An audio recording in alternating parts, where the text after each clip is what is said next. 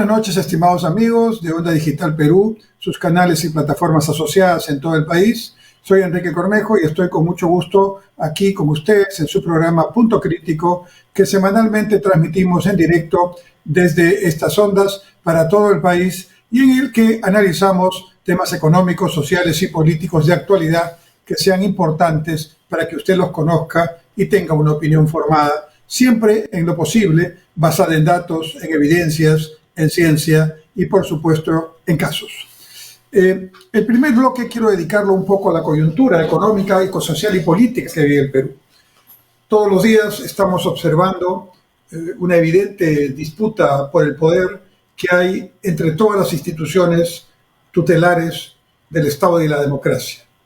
Vemos a un Ministerio Público que está evidentemente enfrentado con el Poder Ejecutivo, un Congreso que está enfrentado con el Ministerio Público, un Congreso que está en una paz chicha, digamos, en una calma tensa con el Ejecutivo,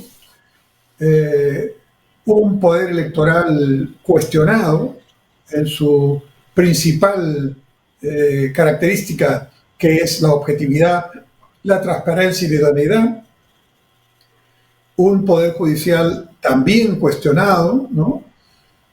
Y normas que van desde el Poder Judicial para favorecer al Ministerio Público, pero también que van en contra del Ministerio Público, y normas que van del Tribunal Constitucional que corrigen a los otros. Estamos en un verdadero caos institucional que se suma a la ausencia de nuevos liderazgos, a la presencia, o mejor dicho, a la ausencia de partidos políticos. Claro, tenemos un montón ahora registrados, pero partidos políticos que estén haciendo trabajo político institucional serio, ¿no? Y entonces, en ese contexto, el Estado, representado por sus gobiernos nacional, regionales y municipales, se está cada vez más desacreditando, está perdiendo legitimidad, autoridad, confianza de la población, y eso solo genera posibilidades de acciones radicales de cualquier tipo. Los radicalismos, perdón, los radicalismos de derecha o de izquierda son iguales, son radicalismos, son extremismos. Y está demostrado que los extremismos no llevan a nada más que a complicar más el panorama, a hacer más difícil la solución al problema. ¿Por dónde empezar para salir de este entrampamiento en el que nos encontramos ya hace varios años? De esta crisis política, social, que hace que exista una presidenta constitucional que solo tiene 5% de aprobación en las encuestas, un parlamento que se disputa con la presidenta ese, digamos, bajísimo nivel de aceptación popular, unas instituciones que, como ya dije, se han dedicado principalmente a tratar de mantener sus espacios de poder, o lo que creen deben ser sus espacios de poder, unos medios de comunicación de señal abierta que en su mayor parte están contribuyendo al caos porque están tomando parte en una u otra de las instituciones en pugna, y por lo tanto esto implica desde continuos y diarios hallazgos en digamos, declaraciones, delaciones que hacen colaboradores eficaces, donde no hay quien se mantenga firme.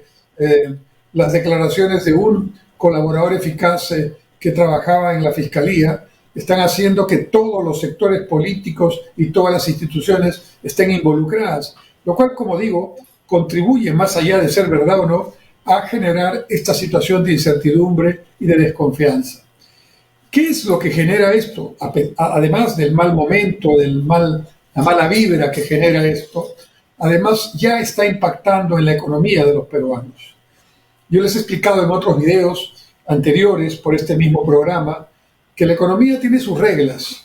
No es perfecta, por supuesto, por eso la existencia de un Estado regulador eficiente, transparente, independiente, digamos, con información para toma de decisiones, es muy importante.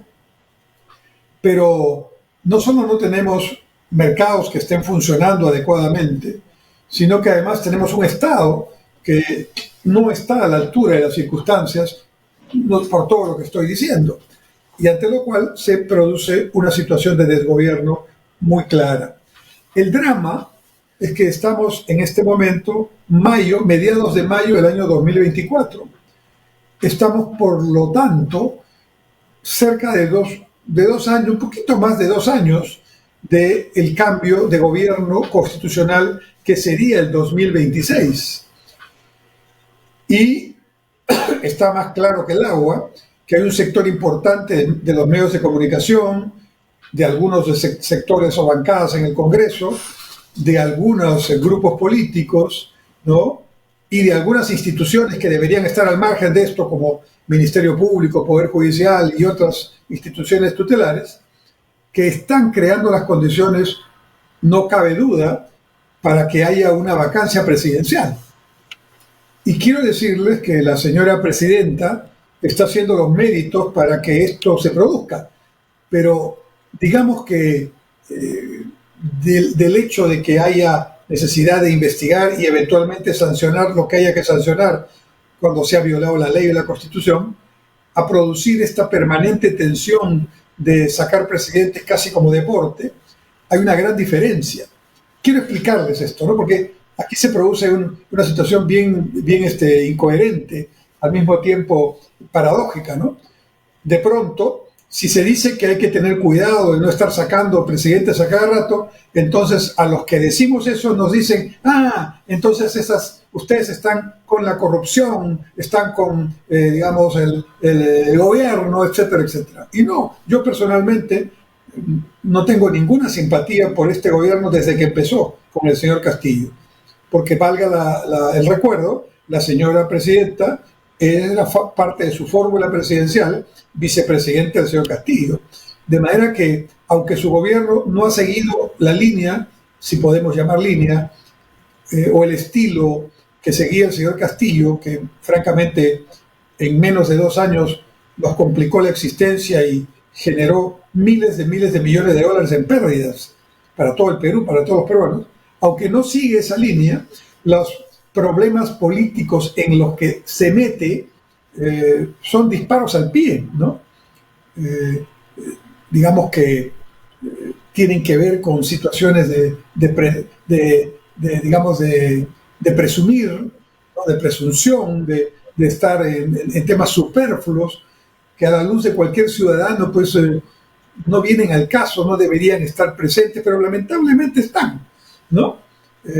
Uso de relojes de determinada marca, determinado tipo de acciones que no van en el sentido de la que la población necesita ver en sus autoridades. Entonces la presidenta hace todos los días, voluntaria o involuntariamente, acciones o deja de hacer cosas que solo contribuyen a empeorar su imagen.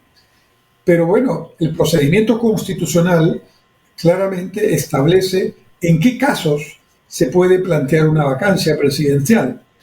Y el hecho de que el Perú en los últimos 10 años haya tenido 6 presidentes en 6 años no es algo de lo que debamos sentirnos orgullosos. Es una demostración de una crisis política muy fuerte en base a los elementos que he mencionado hace un momento. Entonces hay que ir con prudencia, hay que apoyar investigaciones, pero también hay que señalar que cuando las investigaciones dejan de ser objetivas, pierden legitimidad. ¿Y a qué me refiero? A lo que se está viendo en este momento. No es el mismo tratamiento a una persona o a un grupo de personas que el que se le da a otro, aunque se trata de la misma norma, del mismo tema, de la misma constitución, del mismo código penal o código procesal penal. Entonces, ¿por qué a alguien que debería ser investigado con las mismas características se le da un tratamiento muy blando o simplemente no se le investiga, o si se le investiga se trabaja con tal lentitud que prácticamente solo parece que están cumpliendo con ciertas formas para decir que están investigando? ¿Y por qué a otros que están en los mismos temas, más o menos, si se inmediatamente no se duda y se les pone prisión preventiva? ¿no? ¿Por qué a unos se les permite actuar con ciertas licencias y a otros se les aplica la ley, pero al milímetro? Eso es lo que deslegitima las instituciones. Y por eso se habla de que la justicia se está politizando y la política se está judicializando. No es un juego de palabras. En este momento, la suerte de la presidenta y de muchos congresistas está en manos del Poder Judicial y del Ministerio Público, que están claramente tomando acciones que, por la evidencia que tenemos, pues parecerían más interesadas estas acciones en mostrar titulares de periódico con cierta orientación que no se ve en otros casos. Si fuera en todos los casos, tendríamos que decir, bueno, es el estilo, pero están investigando. No, no se está investigando a todos de la misma forma. En consecuencia, creo que aquí hay que hacer una reflexión que llame a su vez a la seriedad a las instituciones para que cumplan con sus obligaciones constitucionales, para que cumplan con sus investigaciones por el bien del país y de la democracia, pero que lo hagan con justicia, con el debido proceso, sin privilegiar a unos versus otros, sin darle un tratamiento diferente a unos versus otros. Eso es lo que está en este momento fallando, evidentemente, en razón de que hay intereses de por medio. Hay grupos de poder dentro de las instituciones tutelares y esto está generando un prejuicio tremendo a la democracia y solo es tierra abonada para radicales, para acciones que no quisiéramos que se repitan en el Perú de tipo violento, de tipo, digamos, de socavar el sistema democrático. Entonces, la economía se viene resintiendo porque en este contexto, ¿quién va a invertir, estimados amigos? ¿Quién va a invertir? El pequeño bodeguero que quiere ampliar o modernizar sus estantes en la bodega, o el carnicero que está en el mercado que quiere comprar una nueva máquina cortadora, o el taxista que quiere tal vez hacerse de un crédito para tomar un auto nuevo o un auto diferente para seguir haciendo su servicio de taxi. Todos estos son ejemplos de inversiones privadas. No pensemos solamente en la gran inversión privada, la gran minería o determinados bancos. No, la inversión privada, que es el 80% de la inversión total en el Perú, está explicada en su mayor parte por inversiones pequeñas y muy pequeñas, micro. Y esas, como las medianas, como las grandes, porque todas responden al mismo criterio lógico, no están invirtiendo nada. Por eso el año pasado el crecimiento fue de menos 0.5% y la inversión privada cayó en menos 7.5%, según cifras del Banco Central de Reserva. Y lo más grave de todo esto es que esta situación de caos político, de incertidumbre, de falta de confianza, de debilidad institucional, de falta de liderazgo, está derivando en menos inversiones. Las inversiones menores que se hacen implican menos producción, menos ventas, menos empleo. La pandemia nos pegó duro con los empleos. Millones de peruanos tuvieron que quedarse sin el empleo que tenían y algunos con un empleo precarizado frente al que tenían antes de la pandemia. Pero a eso hay que agregar la incapacidad en los últimos años del gobierno, ¿no?, de los gobiernos, principalmente el señor Castillo y ahora la señora Boluarte, de generar un espacio para promover inversiones y recuperar en algo esos empleos que se han perdido. Pero, ¿qué les puedo decir?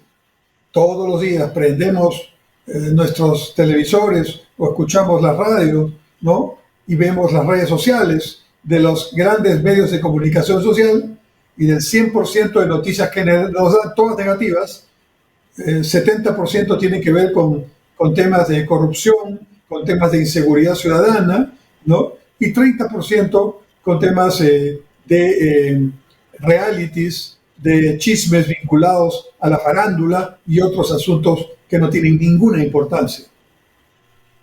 Y así, en ese ambiente mediocre de ideas, o más bien esa falta de ideas y de programas que solo evidencian, como digo, una mediocridad inmensa, en medio de eso, pues no podemos pensar que el Perú va a tener una posición de inversiones importante. ¿Quién en su sano juicio va a invertir arriesgando su capital si está en un periodo, en un escenario de esta improvisación, de esta incertidumbre y de esta ineficacia en la acción pública. Y a eso se agregan las malas decisiones del Ejecutivo, las pésimas decisiones del Congreso y las actuaciones poco transparentes y bastante parcializadas de instituciones de la justicia y de los organismos electorales de Perú. Esa es la situación. Y faltándonos un poco más de 2 años para cambiar un gobierno constitucionalmente, esos 2 años es muchísimo tiempo. Muchísimo tiempo. Y mientras tanto es como si supiéramos ya que tenemos que llegar al 2026, pero todavía faltan 2 años.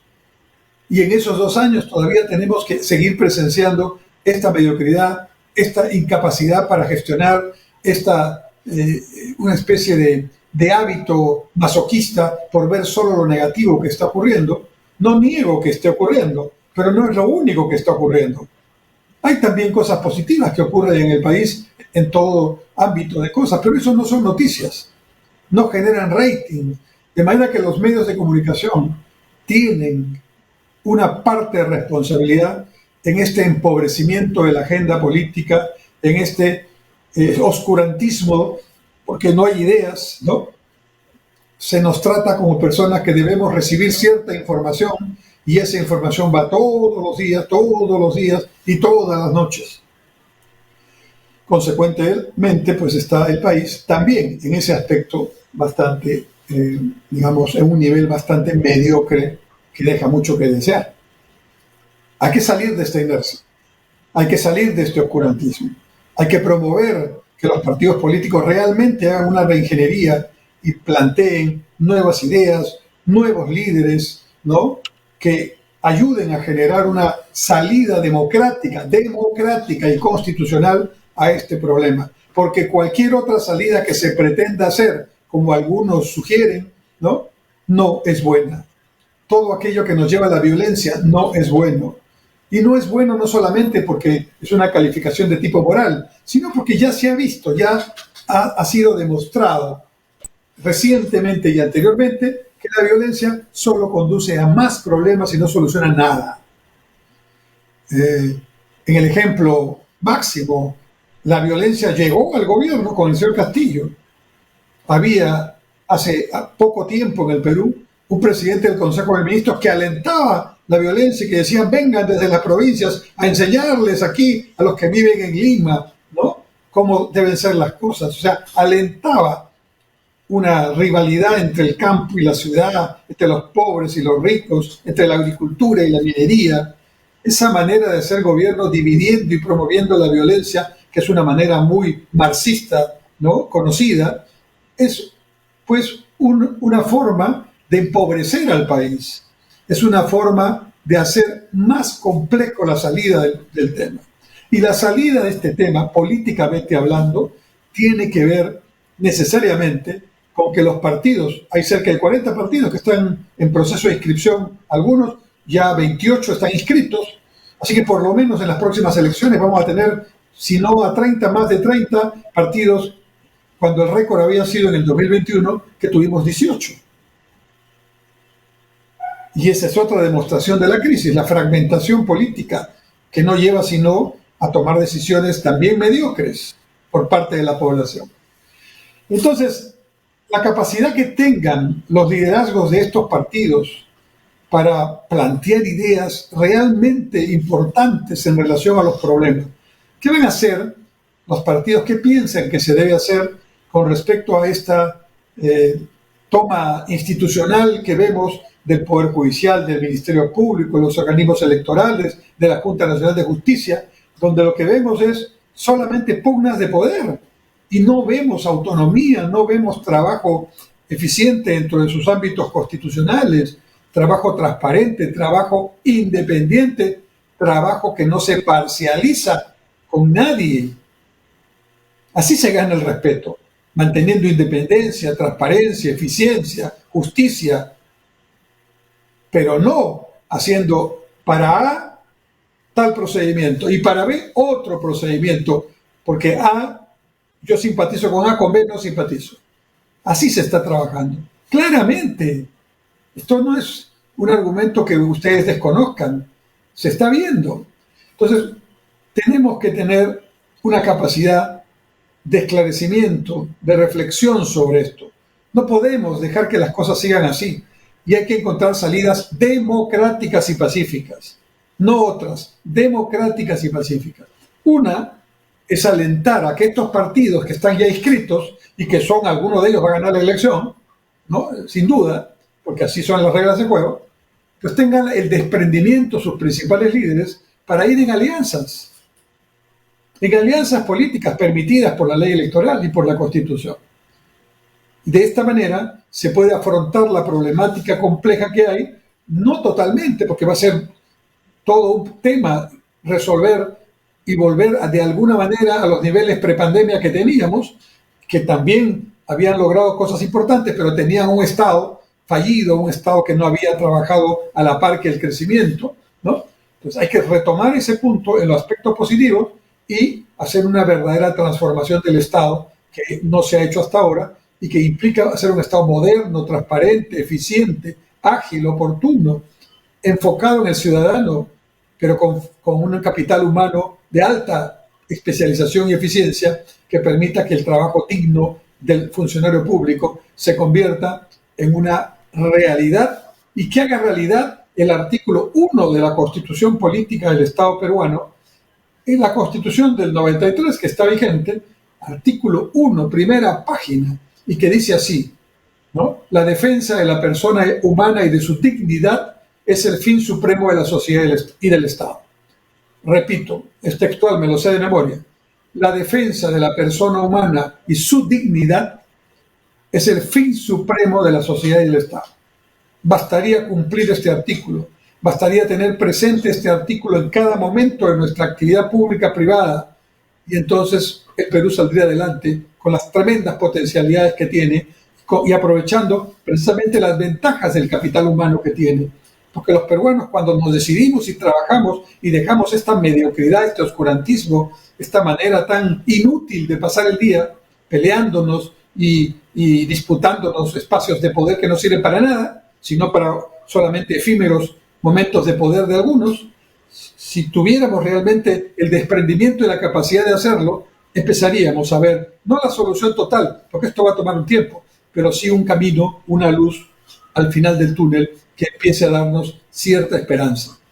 Y corresponde a este periodo y a los líderes políticos, antiguos y nuevos, y a los partidos políticos que inscritos y por inscribirse, tomar esta aposta, asumir esa responsabilidad con gran desprendimiento y encontrar las mejores fórmulas democráticas para que todo esto que he comentado en este primer bloque sea definitivamente superado y podamos salir de esta mediocridad en la que nos encontramos ya hace un tiempo.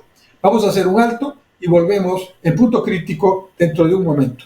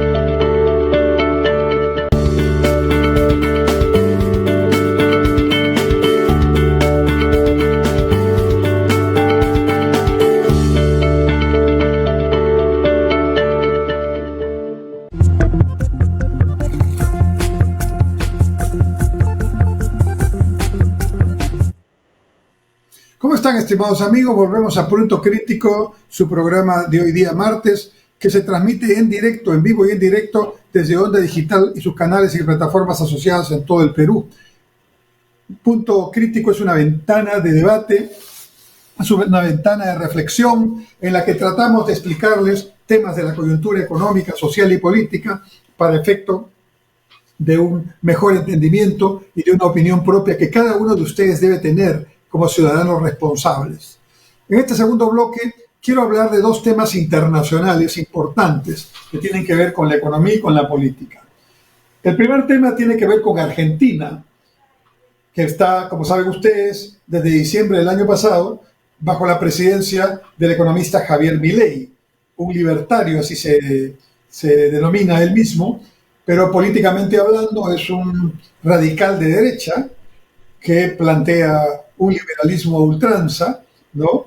Y que ha ganado limpiamente la elección en Argentina y está en estos momentos haciendo una lucha frontal para bajar la inflación en Argentina.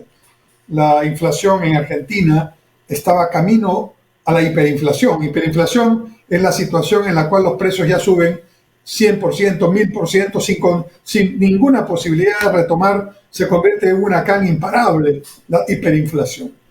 Y Argentina estaba yendo, debido a los gobiernos que habían mostrado incapacidad para solucionar este problema, había estado ya hacia fines del año pasado con una proyección de una hiperinflación de 11.000%, con inflaciones de 3 dígitos, ¿no? Y con inflaciones mensuales de 2 dígitos. En ese contexto tomó la presidencia Javier Milei y lo que hizo fue aplicar lo que dijo que iba a hacer.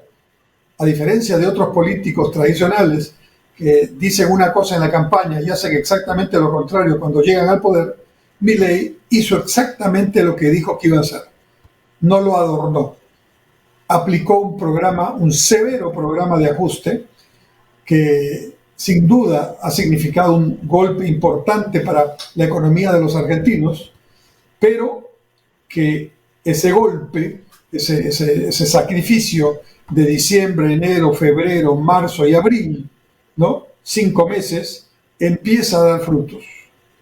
Ya hace unas semanas, escuchando encuestas que están haciendo en vivo las emisoras argentinas, ya yo escuchaba a algunos argentinos decir, saliendo del mercado, que empezaban a ver que con el mismo dinero que habían ido la semana pasada, esta semana estaban entrando al mercado y ya les quedaba algo de dinero que la semana anterior no había ocurrido. Señal inequívoca de que los precios han empezado a bajar. Pero el gran desafío de Milei era psicológicamente esa inflación de 2 dígitos que ya amenazaba una hiperinflación incontrolable, bajarla a 1 dígito. No ocurrió en febrero, como él originalmente había dicho, no ocurrió en marzo, no ocurrió en abril, acaba de ocurrir en mayo. El último dato oficial de inflación en Argentina es de 8.8%, o sea, un poquito menos del 9% mensual. Ustedes dirán, para que se den una idea, el Perú anualmente, ya estamos nuevamente felizmente en esa cifra, va a tener este año una inflación anual de 2.5 o 2.3%. O sea, nuevamente el Perú ya se ubicó, gracias al Banco Central y a su política antiinflacionaria, en el rango meta de inflación, que es entre 2 y 3% al año. Bueno, Argentina acaba de lograr una inflación mensual de 8.8%, mensual. Es la primera vez después de mucho tiempo que Argentina logra una inflación mensual de 1 dígito, o sea, prácticamente 9%, 1 dígito. Y Milei había asegurado que esta era una de las primeras señales que iban a dar la pauta a los argentinos que empezaba en la solución del problema de la inflación. Y por supuesto esto le va a dar un gran respiro político porque ha tenido que librar duras batallas políticas contra la oposición que está formada precisamente por los partidos políticos que estaban en el gobierno hasta hace poco. Y esos partidos políticos son los culpables en buena parte de la inflación tan alta y la pobreza y la caída del producto que tiene Argentina. Entonces, la oposición estaba haciendo lo que era previsible que iba a hacer, ¿no? Señalando que Milei no iba a cumplir, que era una persona que hablaba una cosa pero no podía cumplirlo. Bueno, ya empezó a bajar la inflación a 1 dígito. Y como ustedes saben, por casos anteriores, incluido el Perú, cuando la inflación tiene ya esa tendencia, de la misma forma que cuando está ascendiendo se acelera geométricamente, cuando empieza a bajar, también empieza a bajar sustantivamente. Entonces, eso es muy bueno. Yo me alegro por los argentinos. El señor Milei va seguramente capitalizar políticamente este resultado. Pero vamos al hecho de que los argentinos, por primera vez, están viendo reducido el ritmo de inflación de su país, ¿no? ¿Y esto qué significa? Bueno, todavía estamos en una etapa complicada, porque tener 8 o 9% mensual de inflación ya es un dígito, pero sigue siendo alto, ¿no? Entonces, llegar a un nivel estable de inflación anual que sea de un dígito podría ser la siguiente meta, pero falta mucho para eso. Mientras tanto, el Banco Central argentino está copiando reservas internacionales, porque Milei encontró un nivel negativo de reservas internacionales. Es decir, el Estado argentino no tenía dólares, ¿no?, para cumplir con sus obligaciones en dólares y para hacer una especie de cobertura, de precaución frente a cualquier demanda inusitada o sorpresiva de dólares que se pueda hacer. Y entonces Argentina también tiene por ese lado un problema serio.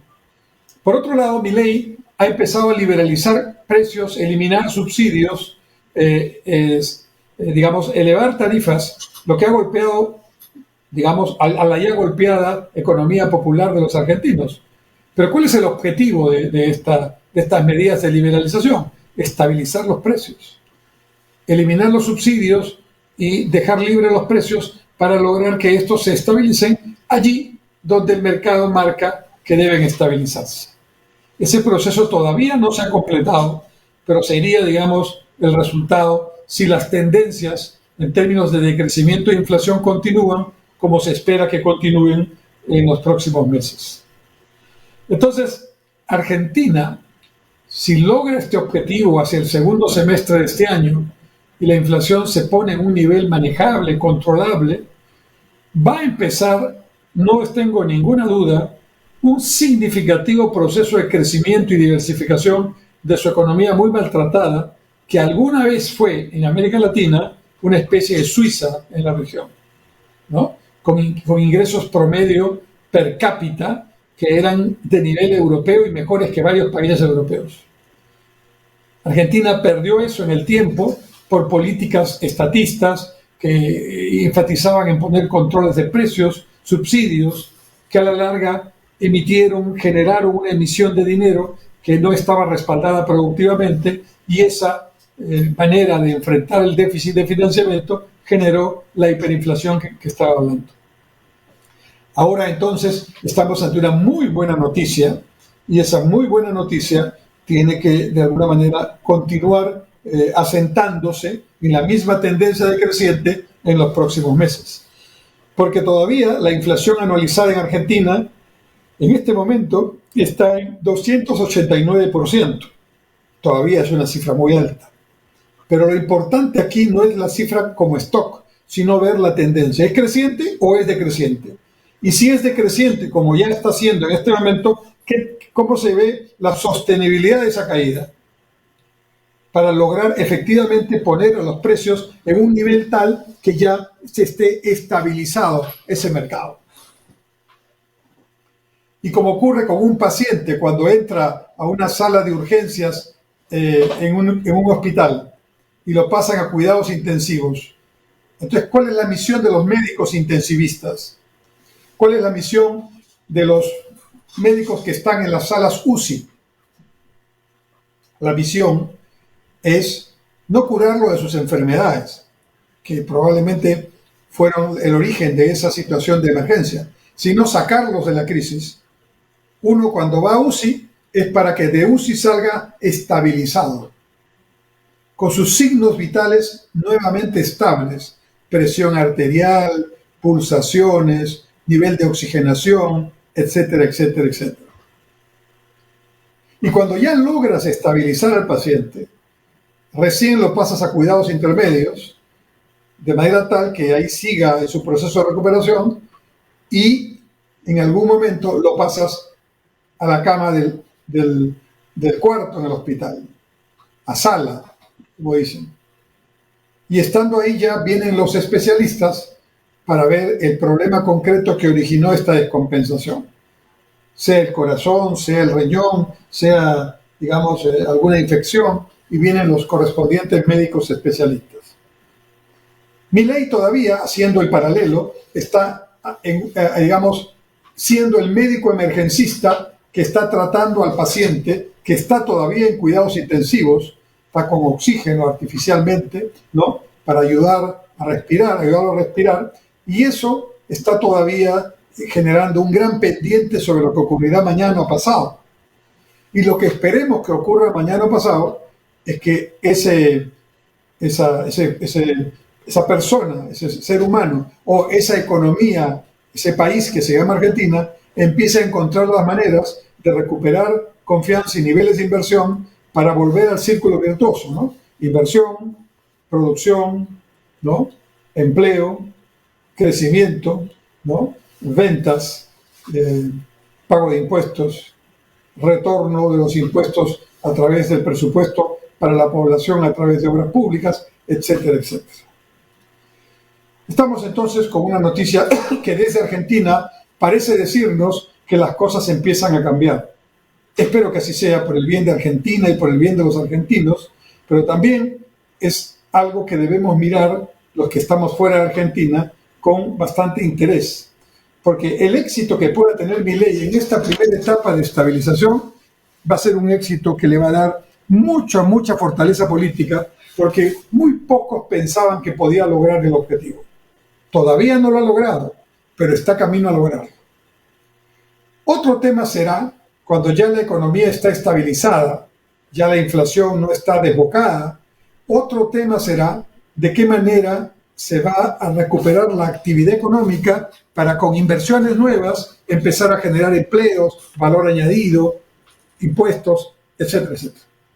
Esa es una etapa siguiente, que ya será la etapa cuando el paciente, estando en el dormitorio con los tratamientos especializados, empieza a caminar, empieza nuevamente a hacer su actividad normal antes de entrar a cuidados intensivos. Vamos viendo lo que ocurre en Argentina, pero sin duda parte de lo que está ocurriendo ya es un avance y una señal importante que creo que los argentinos en su mayoría saben apreciar y por eso siguen apoyando al presidente Milei. Vamos a hacer un alto y volvemos en la última etapa, el último bloque de Punto Crítico, su programa de Onda Digital Perú.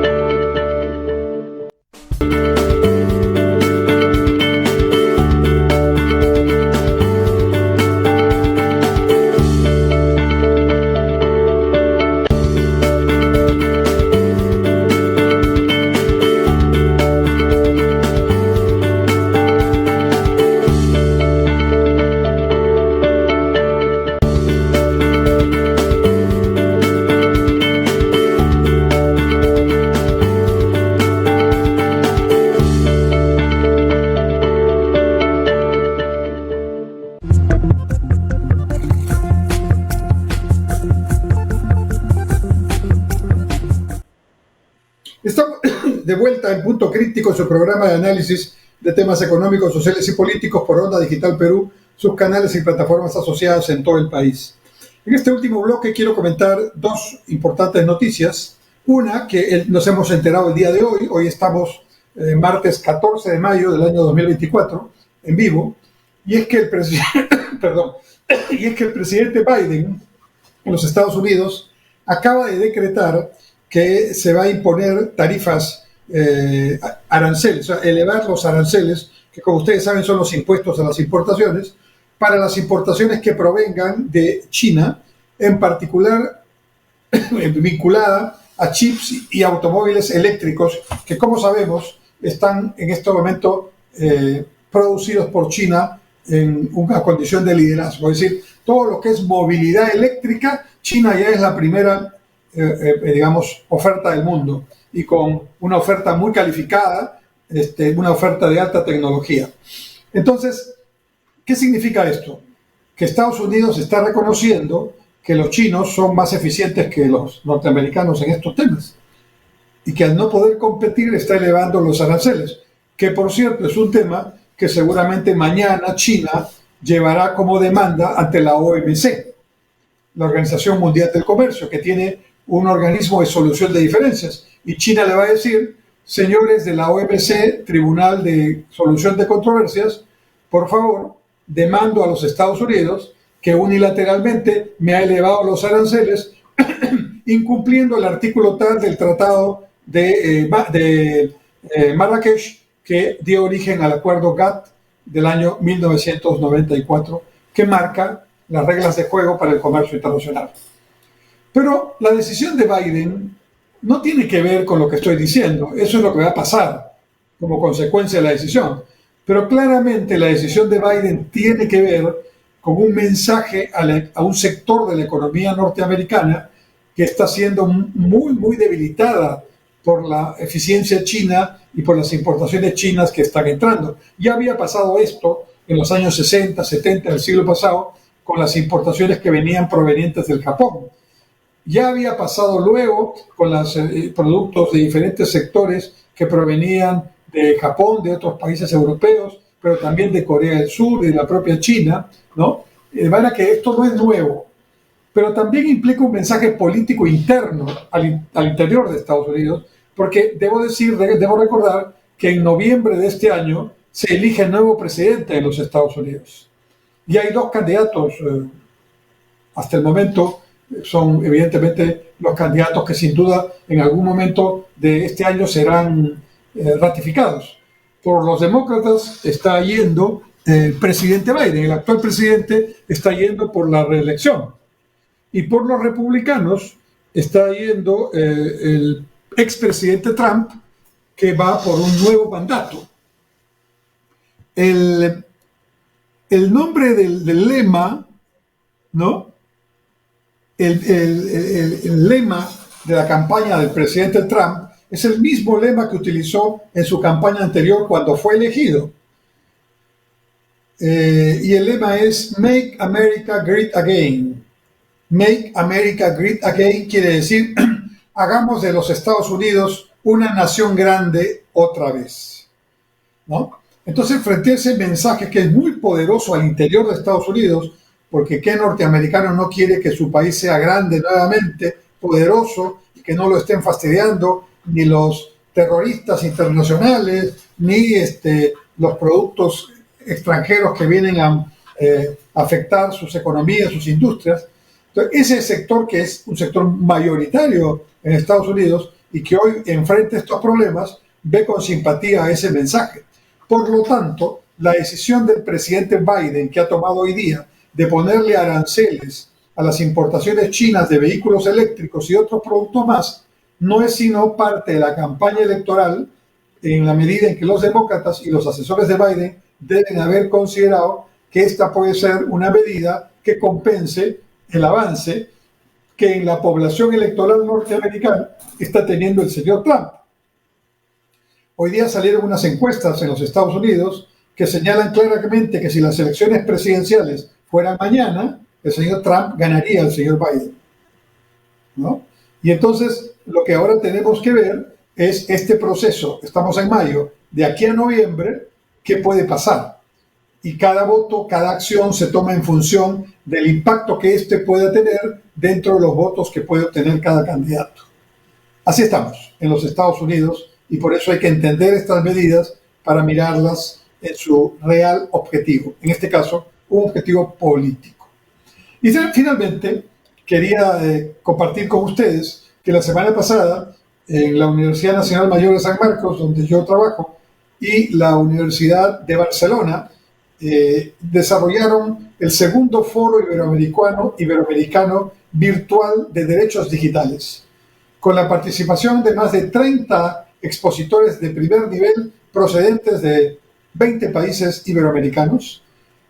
En la inauguración estuvo nada menos que don Federico Mayor, exdirector general de la UNESCO, que es la Organización de las Naciones Unidas para la Educación, la Ciencia y la Cultura, y estuvieron ministros, viceministros, expertos tecnológicos en inteligencia artificial.